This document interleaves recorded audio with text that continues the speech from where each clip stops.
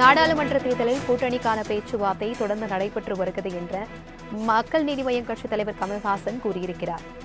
இதுகுறித்தான கூடுதல் விவரங்களுடன் இணைகிறார் எமது செய்தியாளர் ஷெலினா. வணக்கம் ஷெலினா. திமுக மக்கள் நீதி மய்யம் கூட்டணி அதாவது கட்சி தொடர்பான அதிகாரப்பூர்வ அறிவிப்பு எப்பொழுது வெளியாகும் என்று எதிர்பார்க்கப்படுகிறது? இது குறித்தான விவரங்களை பகிர்ந்துக்கோங்க.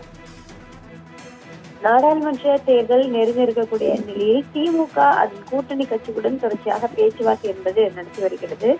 இந்நிலையில் இன்று அதாவது மக்கள் நீதி மய்யமும் திமுகவும் கூட்டணியில் இணைய வாய்ப்பிருப்பதாக தெரிவித்திருக்கக்கூடிய நிலையில் பல்வேறு புதிய தகவல்கள் என்பது தற்பொழுது வெளியாகி வருகிறது. ஏனென்றால் கடந்த 2019 ஆண்டிலிருந்து 2021 ஆண்டு வரையிலும் பல்வேறு தேர்தல்களில் தகவல்களுக்கு நன்றி ஷெலினா.